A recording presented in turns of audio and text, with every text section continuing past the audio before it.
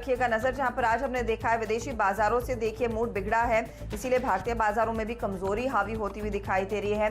9400 के नीचे 9350 के लेवल्स को हम इस समय टेस्ट कर रहे हैं और 500 अंक पूरे गवा चुका है निफ्टी। इस समय निफ्टी बैंक पर भी ज्यादा दबाव देखने को मिला है और आज का सत्र ऐसा साबित हो रहा है जहां पर आज चौतरफा बिकवाली का दबाव है। तो अब तक की हाईलाइट्स पहले आपकी स्क्रीन पर लेकर आएंगे, जहां पर एक चीज आप गौर करेंगे कि 9800 के लेवल्स पर जहां पर हम थर्सडे के सेशन को छोड़कर गए थे, वहां से एक सीधा स्लाइड विदेशी बाजार के संकेत खराब थे, तो भारतीय बाजारों पर भी एक इंपैक्ट बनता हुआ दिखाई दिया है।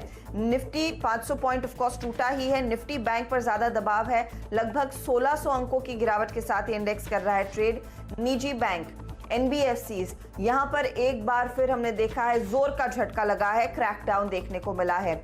यही नहीं, मेटल शेयर है, ऑटो कंपनियां हैं, एफएमसीजी कंपनियां हैं, जहां पर अच्छे वॉल्यूम्स के साथ गिरावट का दौर चल रहा है। हालांकि आज थोड़ा सा सहारा फार्मा और टेलीकॉम शेयरों से मिला जरूर है, लेकिन ओवरऑल मूड बिगड़ा हुआ है।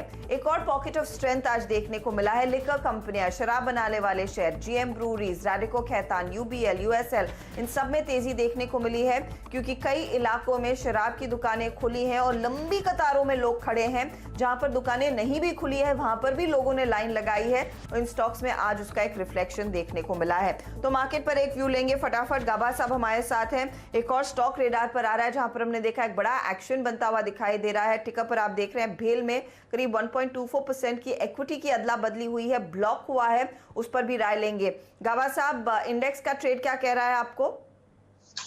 है तो वीक, अब तक स्ट्रेंथ तो नजर आ नहीं रही। Good afternoon to you. और मुझे लगता है कि और भी गिरावट आ सकती है। इसी जगह पर है निफ्टी, कह सकते हैं कि यहाँ पर काफी गिर गया है, लेकिन जो लोअर लेवल्स आते हैं जिन्होंने देख सकते हैं क्लोजर टू 9000। तो मुझे लगता है अगर इसमें कुछ रैलीज मिले तो मेरे ख्याल से शॉर्ट कर देना चाहिए। अब आज तो काफी गिर चुका है, लेकिन रैली शॉर्ट करने के लायक है मार्केट। ओके, टारगेट क्या रहेगा इस शॉर्ट ट्रेड में? करीब मुझे 9000 के आसपास नजर आते हैं, 9000 9100। अगर आज भी किसी को इंट्राडे शॉर्ट करना है तो अब भी कर सकते हैं। इनको सिर्फ एक स्टॉप लगाना पड़ेगा 9390 के ऊपर और फिर 25-30 पॉइंट के लिए निकल जाएगा, क्योंकि काफी गिरावट देख चुके हैं हम निफ्टी में। ओके, तो बेसिकली आप कह रहे हैं यहाँ से 9300 तक के लेवल्स भी टेस्ट होते हुए दिखाई देंगे। मैं आपके पिक्स लूंगी गाबा साहब, लेकिन उससे पहले भेल पर एक बार नजर डालिए, क्योंकि काफी दिनों बाद इस तरह का मूव देखने को मिला है। 4.3 करोड़ शेयरों का एक बड़ा ब्लॉक हुआ है और स्टॉक देखिए करीब 8% ऊपर है। इनफैक्ट इससे पहले 10% तक की तेजी भी भेल के शेयर ने दिखाई है। आज दोपहर में एक अपडेट आ रहा था कि कंपनी की मैन्युफैक्चरिंग साझेदारी के लिए एक्सप्रेशन ऑफ इंटरेस्ट मंगाए हैं, तो ये भी अपने कामकाज को फिर से पटरी पर लाने की पूरी तरह से कोशिश कर रही है और ये बड़े ब्लॉक्स हो रहे हैं इस मूव में। जहां पर हैवी वॉल्यूम्स देखने को मिल रहे हैं, आपका टेक्निकल पर्सपेक्टिव क्या कह रहा है? लगभग 25 तो हो गया, आगे के लेवल्स क्या होंगे? मुझे लगता है कि ये लेने की जगह अच्छी है बीएचईएल बेल, क्योंकि जो स्ट्रक्चर के हिसाब से लगता है यहाँ पर एक बॉटम आउट हो चुका हायर टाइम फ्रेम बेसिस पर, और आज अच्छा आप हुआ, ये कंफर्मेशन का संकेत देता है। इसका टारगेट होना चाहिए मेरे ख्याल से 30 के आसपास। थोड़ा वक्त लगेगा उसके लिए, लेकिन घबराना नहीं चाहिए। आज बढ़ चुका है, इसलिए ऐसा नहीं होना चाहिए कि नहीं ले लीजिए। स्टॉप लगाइए 20 रुपए के नीचे, डीप है, लेकिन क्वांटिटी कम कर लीजिए। लेकिन मुझे लगता है 30 का लक्ष्य होना चाहिए। ओके, 30 के टारगेट के लिए एक अपॉर्चुनिटी है, यानी कि यहां से करीब 6 रुपए और बन सकते हैं भेल के ट्रेड में। स्टॉक अब 7.5% ऊपर है। ये फिलहाल भेल की बात हुई, लेकिन गाबा साहब आपने कौन से स्टॉक्स आज शॉर्टलिस्ट किए हैं ट्रेड के लिए?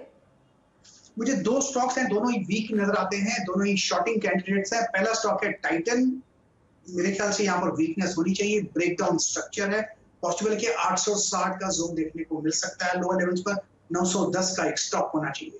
और दूसरा है पीवीआर। पीवीआर में भी कुछ खास नजर नहीं आता, लगता है वीकनेस है, जो अपूर्ता एग्जॉस्ट हो चुका। लोअर लेवल्स पीवीआर में 925 के देखने को मिल सकते हैं, स्टॉक होगा 990 का। ओके, तो देखिए शॉर्ट साइड के आइडियाज गाबा साहब दे रहे हैं। टाइटन और पीवीआर दोनों को सेल करके चले।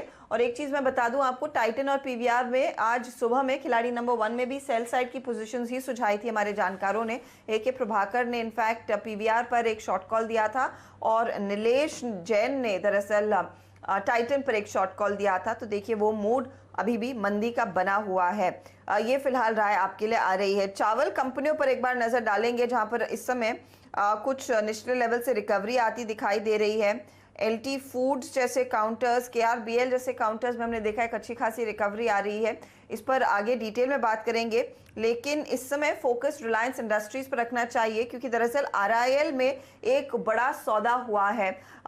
फेसबुक की डील हुई थी कुछ ही दिन पहले, और उसके ठीक बाद अब जियो प्लेटफॉर्म्स में 1.15% तक का स्टेक बहुत ही जानी मानी और विश्व की सबसे बड़ी एक venture capital firm silver lake partners, जिसने ट्विटर जैसी कंपनियों में, एयरबीएनबी जैसी कंपनियों में, डेल जैसी दिग्गज कंपनियों में पैसे लगाए हैं, उन्होंने ये हिस्सेदारी ली है। और जो फेसबुक की डील थी उसकी तुलना में ये करीब 12% प्लस के प्रीमियम पर सौदा हुआ है।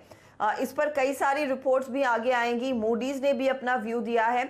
सुमित हमारे साथ हैं ये पूरा डिटेल स्ट्रक्चर आपको बताने के लिए। सुमित, फटाफट ये सौदा हुआ। इनफैक्ट मुकेश अंबानी जो कंपनी के चेयरमैन हैं, उन्होंने रिजल्ट्स के बाद अपनी स्टेटमेंट में कहा था कि कुछ और इंटरेस्टेड पार्टीज हैं जियो प्लेटफॉर्म्स में हिस्सा लेने के लिए, और आज वो एक चेहरा सामने निकल कर आया है सिल्वर लेक पार्टनर्स का। सुबह ही सुबह एक खबर आई थी, और जो सबसे बड़ा टेक्नोलॉजिकल फंड है सिल्वर लेक पार्टनर्स, उसने इसके अंदर इन्वेस्ट किया है करीब 1.15% स्टेक, और रफली 5600 करोड़ रुपए के आसपास की डील है। आपको ये बता दें कि 22 मई को जो लास्ट डील हुई थी फेसबुक वाली, उससे 12.5% प्रीमियम पर यह सौदा होता हुआ दिखाई पड़ा है। सिटी की एक रीसेंट रिपोर्ट थी जिसने इवेलुएट किया था कि जियो की करीब 770 रुपए पर शेयर के आसपास की वैल्यू बैठ रही है। अगर उसी को ये आधार मान के चले तो 12.5% से रफली 100 रुपए के आसपास का अपसाइड तो आप मान ही सकते हैं कि उस भाव पे देखने को मिल सकता है। तो ये तो एक जियो का मोटा मोटा आकलन है। प्लस रिसेंटली जो इस पूरी डील के बाद एक टेक आया है, वो